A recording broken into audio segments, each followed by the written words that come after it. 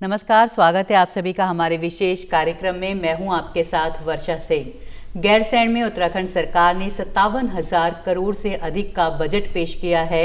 Budget में शिक्षा, स्वास्थ्य, ग्रामीण अर्थव्यवस्था को मजबूत करने पर ध्यान दिया गया है। एक महत्वपूर्ण घोषणा गैरसैंण को तीसरी कमिश्नरी बनाने के तौर पर की गई है।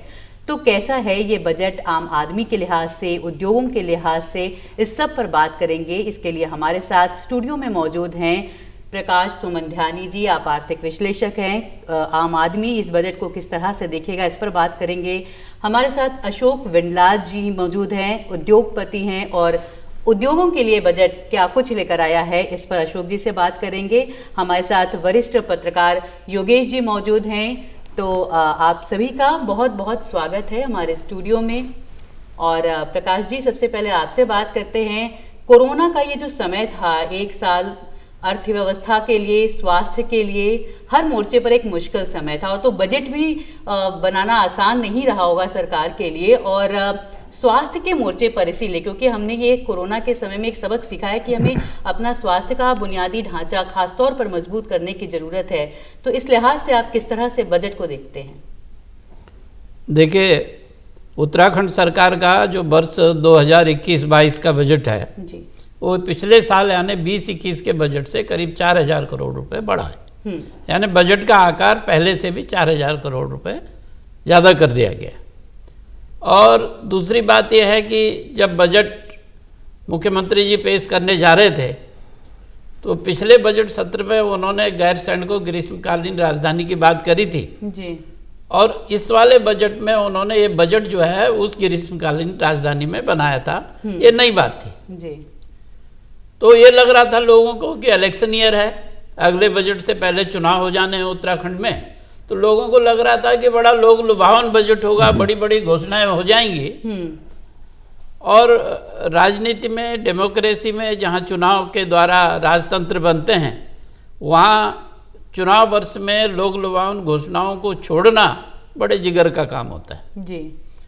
लेकिन मैं जितना मुख्यमंत्री का स्वभाव जानता हूं, वो अक्सर ऐसी घोषणाएं नहीं करते हैं कि जो पूरी न हो सके। अब ये बजट पिछले कुछ वर्षों में, जैसे पूरे हिंदुस्तान में बजट का ट्रेंड चल रहा है, डेफिसिट बजट है, घाटे का बजट है। राजस्व घाटा भी है और राजकोषीय घाटा, यानी फिस्कल एंड रेवेन्यू डेफिसिट का बजट है। और डेफिसिट बजटों की एक प्रक्रिया पूरे देश में पिछले कुछ वर्षों से चल रही है। अब जहाँ तक बजट की बात है, तो आपने कोरोना की बात कही, तो कोविड-19 का प्रभाव बजट पे दिखाई दे रहा है जी। दूसरा जो है, किसानों की जो समस्या है उसका प्रभाव भी बजट पे दिखाई दे रहा है। कोविड का प्रभाव इसलिए दिख रहा है कि मैं आपको आर्थिक सर्वे की ओर आपका ध्यान आकर्षित करूं जी। तो 17-18 से जो जीडीपी है उत्तराखंड की लगातार गिर रही है। और 18-19 में 5 पॉइंट समथिंग था, और उसके बाद 4 पॉइंट समथिंग हो गया।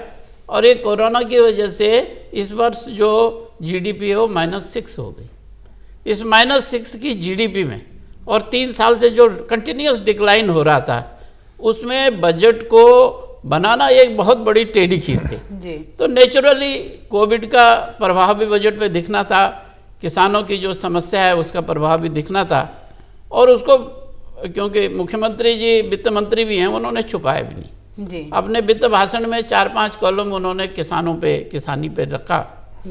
और उनको ये पता था कि जो आर्थिक दर है उसको संभालना बहुत कठिन है, इसलिए उन्होंने लोग लुभावन, ये एक अच्छी बात, हाँ अच्छी बात है, लोग लुभावन के बजाय उन्होंने चुनाव बजट की बजाय इसके लिए तो मुझे लगता है उन्होंने राज्य की आर्थिक को राजनीति से ज़्यादा प्राथमिकता दी जी। बिल्कुल। और अशोक जी, उद्योगों को भी बहुत उम्मीद रही होगी, क्योंकि ये जो पूरा बीता हुआ साल था, उद्योग प्रभावित हुए लॉकडाउन की वजह से, और उससे उबरने में कुछ समय तो लगेगा ही। तो उद्योगों के लिहाज से आप किस तरह से इस बजट को देख रहे हैं? देखिए, उद्योगों के साथ कोविड की वजह से काफ़ी जो असर हुआ उनके ऊपर, उसको उभरने के लिए उन्हें अभी 1.5-2 साल लगेगा। क्योंकि अभी तो वो अपनी पुरानी ही उस स्तर पर नहीं आए हैं जी। लेकिन उसमें सरकार से उन्हें जो उम्मीदें हैं वो ऐसा ही है कि वो जो और दिक्कतें हैं उनको रिमूव करने में सरकार सहायक हो। अभी सरकार ने लगभग 353 करोड़ रुपए इस बजट में उनके लिए रखे हैं, जो कि बहुत ज़्यादा नहीं है, क्योंकि सरकार ने इसको लघु उद्योग और कुटीर उद्योग में ज़्यादा और महिला उद्यमी बनाने के लिए उस तरफ का दिया है, ताकि वो एक व्यापक तरह से, क्योंकि जो नीचे वाला तबका बहुत प्रभावित हुआ था, छोटे वाला, उसको संभालने की कोशिश की है। उनका इस आंकलन है कि थोड़ा बड़े उद्योग फिर भी सेल्फ अपने आप को कर लेंगे, इस वजह से अभी उसमें ज़्यादा वो नहीं आया है। लेकिन गवर्नमेंट का ये है कि नए कुछ पार्ट्स ला रहे हैं, उसमें उसकी उम्मीद है कि उसके साथ कुछ उद्योग की और ये कुछ एम्प्लॉयमेंट बढ़ेगा, उसमें आएगा, स्किल्स के ऊपर काफ़ी काम हो रहा है जी। तो उम्मीद है मुझे, क्योंकि गवर्नमेंट ने इस समय सभी वर्गों को सभी क्षेत्रों में उस पर फैलाव बनाया है और बैलेंस एक बजट है। जी। और योगेश जी, आप किस तरह से जो चुनौतियां हैं इस समय मौजूदा समय में अर्थव्यवस्था को लेकर के, तो इस बजट को किस तरह से उन चुनौतियों के सामने देखते हैं? देखिए, जो बजट है इसमें कोई दो राय वाली बात नहीं। जैसे मेरे फेलो पैनलिस्ट ने बोला है कि ये फिस्कल बजट है, इसमें इंडस्ट्री को काफ़ी एक्सपेक्टेशंस थी। मेरा ये आकलन, एज ए जर्नलिस्ट मेरा आकलन ये है कि ये मुख्यमंत्री ने इसमें कॉम्बिनेशन रखे हैं, थोड़ा बैलेंस बनाने की कोशिश करी है। जैसे एक नया मंडल बनाया है गैरसैंण, ये एक बहुत ही पॉलिटिकल डिसीजन है, जिसके लॉन्ग टर्म रेमिफिकेशन क्या होंगे ये हमें बाद में पता चलेगा। लेकिन एक इच्छा शक्ति दिखाई देती है इसमें कि गैरसैंण, जिसको उन्होंने पिछली बार राजधानी अनाउंस करा, उसको थोड़ा एडमिनिस्ट्रेटिव एडिफाइस एक स्ट्रक्चर दिया जाए, जिसके लिए उन्होंने एक पहल करी है। एक पॉलिटिकल डिसीजन है, इसके हम बहस कर सकते हैं इस बारे में, इसके गेन्स और इसके नुकसान और फायदे का नफा हम बात कर सकते हैं। एक जो एरिया ऑफ कंसर्न रहेगा, एज ए जितना मेरी इकोनॉमिक्स के नॉलेज है उस हिसाब से, वो रहेगा डेट सर्विसिंग का और एक्सटर्नल लोन्स का। लगभग 10,000 करोड़ जो है वो हमारा इस बार एस्टिमेट्स हैं जो हमें देने होंगे डेट्स को, जो हमने उधार लिए है, एक्सटर्नल लोन्स लिए हैं हमने, जो लोन रीपेमेंट करनी है और जो इंटरेस्ट हमें देने पुराने लोन्स का जी। तो इसमें मेरा जो एक पॉइंट है वो ये, क्योंकि ये एक बहुत ही फिस्कल कंसोलिडेशन का टाइम है अक्रॉस द कंट्री, सिर्फ उत्तराखंड में नहीं, और ये बड़ा मुश्किल बजट होता। ये कोई आप चुनावी बजट नहीं बनाया जा सकता था, क्योंकि रेवेन्यू रिसीट्स कम हुए हैं, हमारा जीएसटी कलेक्शन कम हुआ है, हमारे को कंपनसेशन मिला है हमारे को, लेकिन अभी जीएसटी जितना आना चाहिए, क्योंकि कंजम्पशन बेस्ड टैक्स है, तो अभी हमारे पास आया नहीं है पैसा। दूसरा, एक्साइज में लॉसेस हुए हैं, और इंडस्ट्री, सर जैसे बता ही रहे हैं, इंडस्ट्री को बहुत लॉसेस हुए हैं। और टूरिज्म सेक्टर है जो कि एक बहुत बड़ा हिट हुआ बिकॉज ऑफ कोविड। तो मेरे ख्याल से ये बड़ा नपा तुला बजट है, जिसमें कोई बहुत ज़्यादा हमने सीएम साहब ने कोई उसको चुनावी बजट बनाने का जी, मतलब अति उत्साह नहीं दिखाने की कोशिश की गई है, जो संभव था उस पर काम किया गया है। और आपको लगता है कि जो बजट है जो किसान को ध्यान में रखता है, जो ग्रामीण अर्थव्यवस्था को, जो एक एक आदर्श ग्राम बनाने की बात कही जा रही है, ताकि जो गांव हैं उनको ज़्यादा मजबूत बनाया जा सके, वहाँ लोगों को मजबूत बनाया जा सके? देखिए,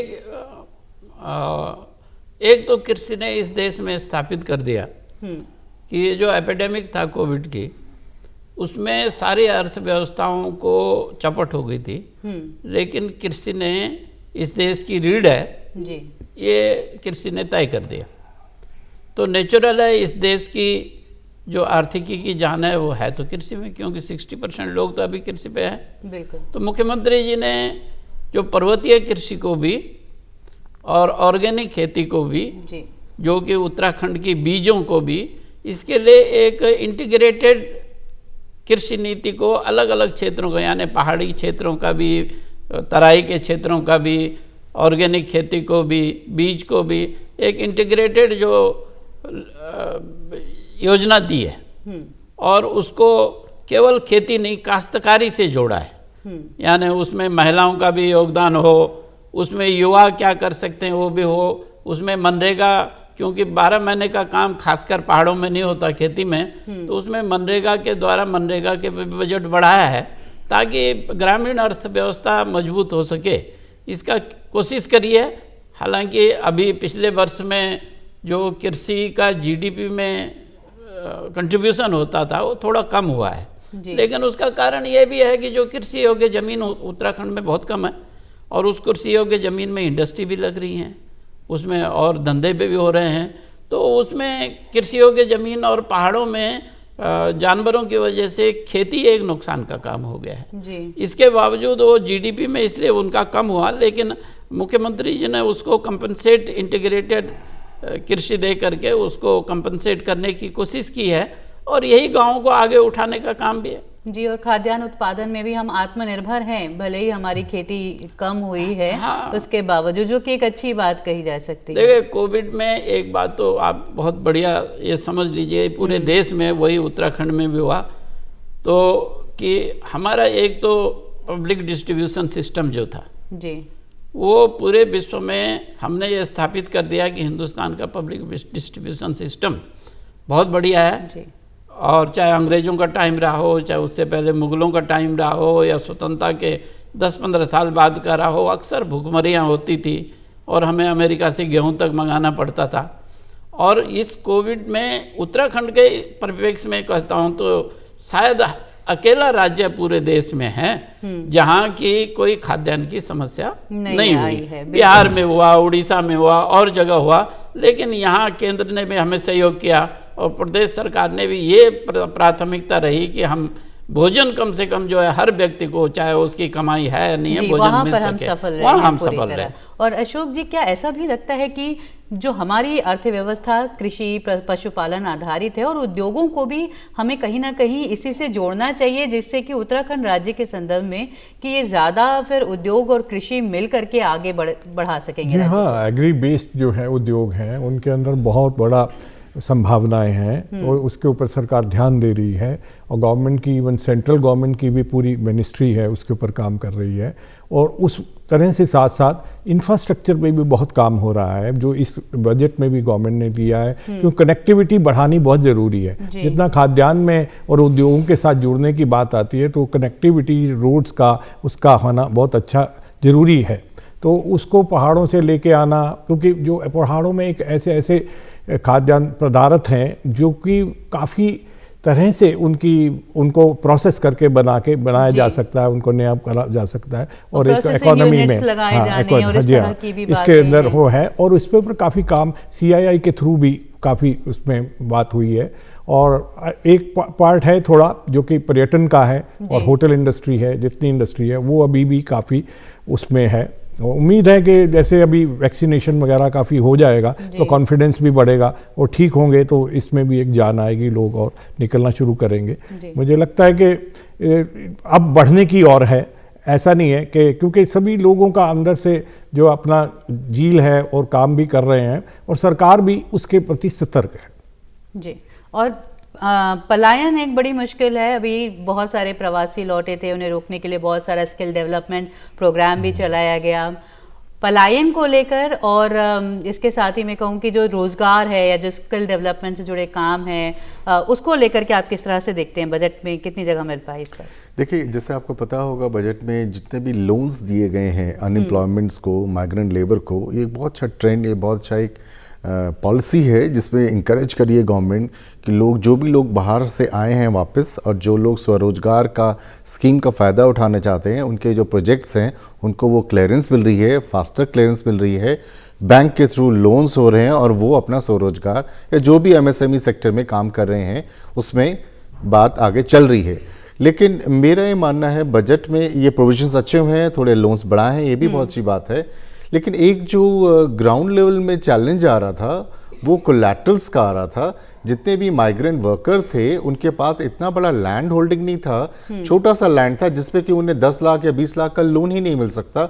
उस ज़मीन को वो कोलैटरल में डाल ही नहीं सकते, तो वो वंचित रह रहे थे किसी भी लोन की फैसिलिटी या किसी भी लोन की स्कीम से। गवर्नमेंट ने एक बहुत ही इंपॉर्टेंट डिसीजन लिया कि वो कोलैटरल्स को स्क्रैप कर रहे हैं और मुझे जहाँ तक मेरी उम्मीद है ये अगर और जितनी जल्दी हो जाए तो कई सारे लोगों को फ़ायदा होगा। और बजट में बहुत अच्छे प्रोविजंस हैं सारे इसरो के लोन्स के लिए। और मेरा मानना है एक और जो फोकस जो बजट्स का रहा है वो इस बार हेल्थ का रहा है, जो कि जाहिर सी बात है होना भी चाहिए। हॉस्पिटल्स बन रहे हैं, CHCs जितने भी सेकेंडरी हेल्थ सेंटर्स हैं, प्राइमरी हेल्थ सेंटर्स हैं, उनको बढ़ाया जा रहा है, उनको लिंक करा जा रहा है PPP मॉडल में।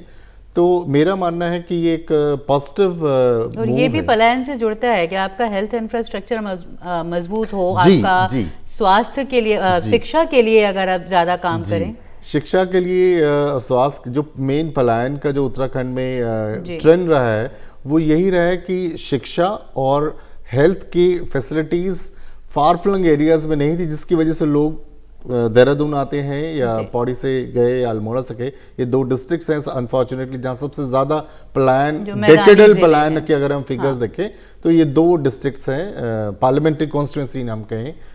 अब जिस तरह से रीफोकस करा जा रहा है हेल्थ पे, मेरा मानना है कि इससे कुछ रिलीफ होगा, कुछ बेटर फैसिलिटीज़ होंगी। और जितना भी हमारा पलायन है, क्योंकि रोज़गार ढूंढने के लिए लोग आ ही रहे हैं, वो एक एस्पेक्ट था, लेकिन पढ़ाई के लिए भी लोग पहाड़ छोड़ रहे हैं, और हेल्थ की वजह से पहाड़ छोड़ रहे हैं। एक महाविद्यालय बनाने की बात कही गई है इस बार। जी, और हॉस्टल्स की बात हो रही है, वर्किंग वुमेन हॉस्टल्स की बात हो रही है। तो मेरे ख्याल से ये काफ़ी पॉजिटिव वो है। ये अब यही है कि कितना इसको धरातल में उतारा जा सकता है, उसके लिए फाइनेंसेस का अरेंजमेंट्स कैसे होगा, कैसे, मतलब ये जो जगलिंग, फाइनेंशियल जगलिंग होगी, ये थोड़ा देखने में पता चलेगा। वित्तीय मुश्किलों को, चुनौतियों को हल करना होगा। और एक जो खास बात इस बार रही है बजट में, वो ये भी कि जो पहाड़ की महिलाएं हैं, जो कहते हैं कि हम तकनीक में बहुत ज़्यादा आगे बढ़े, विकास हुआ, लेकिन वो जो महिलाएं घास लेकर आती थी, उनका वो बोझ कम नहीं हुआ। तो इस बार उस समस्या को भी एड्रेस करने की कोशिश की गई है घसियारी योजना से। हाँ, मुख्यमंत्री जी ने घसियारी योजना का किया है, और मैं सोचता हूँ कि जेंडर बजटिंग में ये अच्छा कदम है जी। अब जैसे हमारे योगेश जी ने कहा कि भाई पैसा कहाँ से आएगा, तो मैं दूरदर्शन देहरादून के दर्शकों को ये बताना जरूर समझता हूँ कि जो 15वां वित्त आयोग है, 15वें वित्त आयोग में उत्तराखंड को बहुत बड़ी सौगात मिल गई जी। करीब 98,000 करोड़ रुपए का 15वें वित्त आयोग ने उत्तराखंड को पैसा देने का मंजूर किया है। और उसमें 22,000 करोड़ तो केवल डेफिसिट, राजस्व डेफिसिट यानी रेवेन्यू डेफिसिट जो है उसके लिए कंपनसेट करने की कोशिश की है। और जो पिछले यानी 14वें वित्त आयोग से करीब दुगुने का बजट है जी। तो इसलिए जो ये अक्सर जो विश्लेषक हैं वो इस बात को उठाते हैं कि साहब 8,900 करोड़ का तो आपका डेफिसिट है बजटिंग, और 10,400 करोड़ रुपए का वो जो लोन और उनका इंटरेस्ट और उनका इंस्टॉलमेंट है वो देनी है, तो ये 18,000 करोड़ कहाँ से आएगा। और वास्तव में जायज़ प्रश्न है, लेकिन ये मैं आपके दर्शकों को ये ज़रूर बधाई देना चाहता हूँ कि सरकार ने बजट का जो डेफिसिट है बजट का कंपनसेट करने के लिए वित्तीय अनुशासन लागू किया। उसकी वजह से इस वित्त आयोग ने एक बहुत बड़ी अमाउंट यानी 14वें से 15वें में डबल उसको करके दिया है, तो उससे हमारा शायद डेफिसिट पूरा हो जाएगा जी। और उससे जो हमारी चाहे वो महिलाओं की योजनाएं हों, चाहे वो रोजगार की योजनाएं हों, वो असल में पहाड़ों में पलायन रोकना है तो रोजगार के वहाँ साधन बढ़ाने पड़ेंगे। रोजगार के साधन बढ़ाने हैं तो उसके लिए पैसा चाहिए, तो पैसा कहाँ से आएगा, क्योंकि हमारी बहुत छोटी इकोनॉमी है। हमारा करीब 60% तो केंद्रीय पैसे से आता है या हम लोन लेते हैं उससे आता है। इसमें रोजगार के साधन हम कैसे बढ़ाएंगे। लेकिन जो वित्तीय अनुशासन पिछले 2-3 साल में आया है, मुझे लगता है कि यदि हम उसको सही इसी तरह आगे बढ़ते रहें और अपने वित्तीय अनुशासन के द्वारा हम जो है केंद्र के सामने रखें कि साहब ये बॉर्डर एरिया है और पहाड़ी एरिया है, यहाँ रोजगार के साधनों का सृजन करना है, तो जैसे इस वित्त आयोग ने हमें बड़ी राहत दी है, अगले वर्षों में भी वित्त आयोग से राहत मिलेगी और एक कंसोलिडेटेड डेवलपमेंट होगा। इतना ही नहीं है, इस बजट में ये भी मैं आपको बताना चाहूँगा, तो जैसे MSME का सवाल है, इंडस्ट्री कैसे बढ़ेंगी, तो ईज ऑफ डूइंग बिजनेस में जो हिंदुस्तान के 4-5 प्रमुख राज्य हैं उनमें कहा कि हिंदुस्तान में जो उत्तराखंड है उसमें बिजनेस करना, ईज ऑफ बिजनेस डूइंग में अच्छा है। रैंकिंग में सुधार आया है उत्तराखंड में। हमारा इंडेक्स बढ़ा है पहले से, हमारा उसमें भी सुधार आया है। तो मुझे लगता है कि और एक बात और है, हमारी पर कैपिटा इनकम भी कोविड के बावजूद 2,25,000 के करीब हो गई। तो इसका मतलब एक हम रास्ता जो है उसमें आर्थिक कठिनाइयां भरे हो, छोटा राज्य है, हमारे संसाधन कम है, लेकिन हम आगे तो बढ़ रहे हैं, ये दिख रहा है। और सबसे बड़ा साहस ये है कि चुनाव वर्ष में यदि हम अपने स्टेट की आर्थिकी को खराब नहीं कर रहे हैं तो वो भी एक दृढ़ निश्चय का व्यक्ति कर सकता है। कम से कम हम बिल्कुल लोगों की विल के साथ आगे बढ़ रहे हैं। और अशोक जी, कनेक्टिविटी पर बहुत काम हो रहा है, जैसे सड़कों पर बहुत ज़्यादा काम हो रहा है। इस बार के बजट में भी गांव की सड़कों को भी मजबूत करने की बात कही गई है और हवाई सेवाओं के विस्तार के लिए रेल नेटवर्क, मुजफ्फरनगर से रेल लाइन की बात, निर्माण की बात कही गई है। तो इस सब का भी फर्क पड़ेगा, जो ईज ऑफ डूइंग बिजनेस है या लोगों का आना जाना, ये बेहतर होगा, कनेक्टिविटी बेहतर होगी तो उद्योगों के लिए बेहतर होगा। उद्योगों के लिए खासतौर पे होगा, क्योंकि जो भी उद्योगों की लोकेशन है उसके अंदर अभी आपने देखा है कि नया सड़क बनाने के लिए भी गडकरी जी ने भी उसको अनाउंस किया है कि दिल्ली से देहरादून ही 2 घंटे में आप आ सकेंगे और 2-3 साल में, अगले 3-4 साल में आ जाएगी। तो इस तरह से एक कॉन्फिडेंस जो है इन्वेस्टर का और जो बिजनेस करने आता है उसका भी बढ़ता है। क्योंकि और दूसरी बात है कि कनेक्टिविटी उन लोगों के साथ जो हमारे ही क्षेत्र के लोग जो स्किल करने आते हैं, वो सीखते हैं और छोटी छोटी एंसिलरीज वहाँ बनाई जा सकती हैं जो बड़े यूनिट्स को फीड करती हैं। तो ऐसे काम में अगर रोड्स का अच्छा वो होगा और ऑल वेदर रोड होंगी तो उसमें होगा तो उससे उद्योग लगेगा, बढ़ेगा और एम्प्लॉयमेंट हमेशा जरूर बढ़ेगी। जी बिल्कुल। और योगेश जी, अभी जैसे हमने चमोली आपदा भी देखी तो ये भी बड़ा, क्योंकि हम ग्रीन क्लेम भी करते हैं ग्रीन बोनस के तौर पे। पर्यावरण का जो मसला है कि उत्तराखंड हिमालयी राज्य है, संवेदनशील है भौगोलिक परिस्थितियां जो यहाँ की, तो पर्यावरण के लिहाज से खास दिखता है कुछ आपको इस बजट में? देखिए, पर्यावरण के लिहाज से जो मुझको जितना मैंने अभी बजट को स्टडी करा उसमें ये है कि पावर सेक्टर पे काफ़ी जोर दिया गया है, पावर इंफ्रास्ट्रक्चर को बढ़ाने पे जोर दिया गया है, प्रोजेक्ट्स पे जोर दिया गया है। अब जितने भी हाइड्रो पावर्स हैं हमारे, वो आपको शायद पता होगा, वो सारे सेंट्रली लिंक्ड स्कीम से सारे आ रहे हैं। हाइड्रो पावर में एक चीज़ जो मेरा अपना पर्सनल ओपिनियन है वो ये कि जितने भी हाइड्रो पावर्स आ रहे हैं इनमें जितने भी लेबर काम कर रही है, इसके लिए हमारे को कुछ लेबर सेफ्टी और हेल्थ और इंश्योरेंस की कुछ बात होनी चाहिए, जिससे कि जितने भी जहाँ टनल्स खोद रही हैं, चाहे वो 2 किलोमीटर की हैं, चाहे 8 किलोमीटर की हैं, चाहे 10 किलोमीटर की है, वो सारी लेबर चाहे वो 2,000 है चाहे 10,000 है, उनका कुछ एक हेल्थ या कुछ एक ऐसा होना चाहिए। आई एम श्योर जो अभी बजट है उसमें कुछ ऐसा प्रोविजंस होंगे। और एक जो चैलेंज अभी सर अशोक सर बैठे हुए हैं, उत्तराखंड के लिए जो सबसे बड़ा चैलेंज अभी 21 में आने वाला है चुनावी टाइम में, वो ये कि कैसे हम इकोनॉमी को रिवाइव करें, कैसे हमारे एग्जिस्टिंग जो हमारे एंटरप्रेन्योर्स हैं, इंडस्ट्री हैं, उनको हम रिटेन करें, और जो इन्वेस्टर्स अभी बाहर हैं जिनको उत्तराखंड आने का प्लान है उनको हम कैसे वो करें। तो ये 2 बहुत ट्विन चैलेंजेस हैं जिससे हम अपनी इकोनॉमी हम कुछ रिवाइव कर पाएंगे।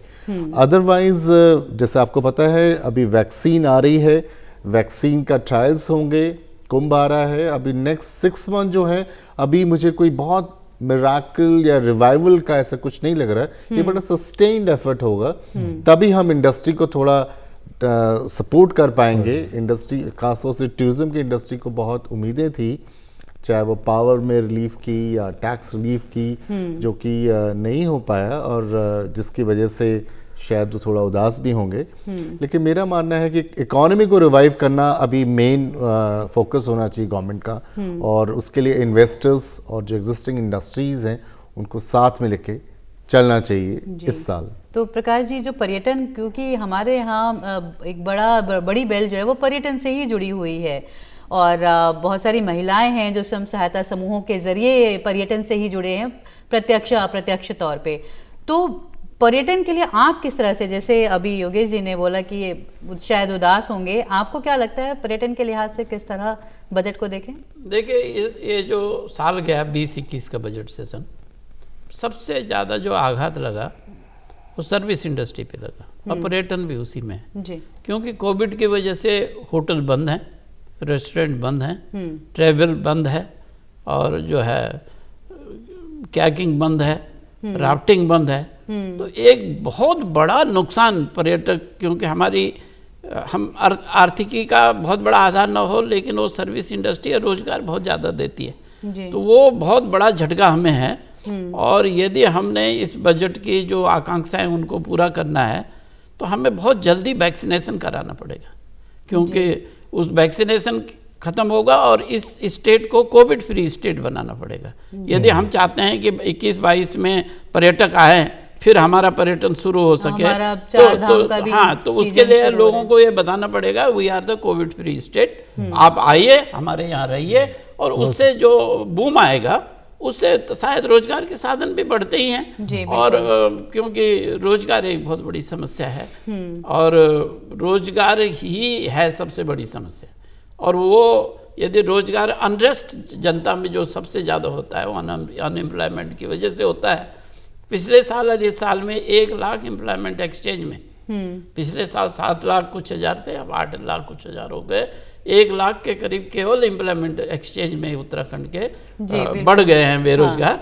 और ये बेरोजगारी पर्यटन के समस्या को हमें सबसे ज्यादा इस पर ध्यान देना पड़ेगा। और अशोक जी, आपका भी मैं एक आखिरी कमेंट चाहूंगी कि जो ये एम्प्लॉयमेंट वाली बात कही है सर ने, कि किस तरह से हम इसको आगे लेकर के लोगों को रोजगार, जो मुझे लगता है कि स्किल डेवलपमेंट इसका एक बड़ा जरिया हो सकता है। बिल्कुल आपने ठीक कहा, क्योंकि स्किल के लिए गवर्नमेंट ने बहुत ध्यान किया है और इंडस्ट्रीज भी साथ लगी हुई हैं। जितनी भी तकरीबन बड़ी और मझोली इंडस्ट्रीज हैं, उन्होंने अपने सेल्स खोले हैं, जिसमें वो लोग जो वापस आए थे अपने इसमें प्रदेश में, उनको उन्होंने ट्रेन किया है। हमारे यहाँ लगभग 90% जो है हमारे उत्तराखंड के लोग हैं, हमने उनको बहुत ट्रेन किया, और अब एक नया हम और बना रहे हैं कि स्किल करें। इसी तरह से और इंडस्ट्री भी कर रही है, तो उससे इंडस्ट्री को भी फायदा होता है अगर यहीं के लोग यहाँ पे काम करके मिलते हैं। और ये ज़रूरी है। एक और है कि सेल्फ जो है एम्प्लॉयमेंट, वो बहुत सारे लोग सेल्फ एम्प्लॉयमेंट में भी जा सकते हैं। और एक गवर्नमेंट ने एक अभी देखा ITI के साथ एक चीज़ कहा कि जो टेक्निकल एजुकेशन है उसमें आधा टाइम वो जो है इंडस्ट्री में प्रशिक्षण देंगे और आधा टाइम वो पढ़ाएंगे। तो उससे उनकी बहुत एक्चुअल जो प्रैक्टिकल नॉलेज चाहिए उनको, वो उन्हें प्राप्त होगी और वो व्यावहारिक होगी बहुत। बिल्कुल। और योगेश जी, मैं अब आपका भी एक आखिरी कमेंट लूंगी। और मुख्यमंत्री जी जो लास्ट में जो 2 लाइनें कही थी कि मंजिलें भी जिद्दी हैं और रास्ते भी जिद्दी हैं और हौसले भी जिद्दी हैं, तो इससे आप बताइए कि मतलब मुश्किलें हैं उत्तराखंड जैसे राज्य के सामने, और कैसे हम उस मुश्किलों को एड्रेस करें। देखिए, जो भी हम स्टीवन पिंकर ने एक जो फ्रेजोलॉजी यूज़ करी सीएम साहब ने, उससे एक चीज़ जो पॉलिटिकल जो मैं डिड्यूस करता हूँ वो ये कि वो बहुत ही रिजॉल्व के साथ उन्होंने ये बात कही कि चैलेंजेस बहुत हैं जी, रिसोर्सेज का भी चैलेंज है, कोविड का भी चैलेंज है, लेकिन जिस जिद से वो आगे बढ़ने वाले हैं उसका भी कोई हमें डाउट नहीं होना चाहिए। और ये बजट में भी हमें दिखता है। मेरा मानना है कि वो ये जिद तो नहीं कहूँगा, लेकिन जिस तरह से उनकी अप्रोच अगर हम देखें गैरसैंण को है, ये कोई ऑर्डिनरी चीज़ नहीं है। ये बहुत हिस्टोरिक कदम है कि अंग्रेज़ों ने हमें गढ़वाल कमिश्नरी दी, कुमाऊं कमिश्नरी दी, लेकिन यहाँ बीजेपी गवर्नमेंट ने एक नया मंडल पूरा बना दिया, एक नई कमिश्नरी बना दी, और ये पर्वतीय जनता की आकांक्षाओं को पूरा करने के लिए बहुत इंपॉर्टेंट डिसीजन है। तो आप सभी स्टूडियो में आए और अपनी अपनी राय हमारे साथ, हमारे दर्शकों के साथ साझा की, इसके लिए आप लोगों का बहुत बहुत शुक्रिया। तो बजट को लेकर अभी बहुत सारी बातें की जा रही हैं, बजट समझा जा रहा है। ये तय है कि चुनावी बजट ना करके वित्तीय अनुशासन के साथ जो अभी मौजूदा चुनौतियां हैं राज्य के सामने, देश के सामने, उसको ध्यान में रखकर बनाया गया बजट है। कार्यक्रम में इतना ही। नमस्कार।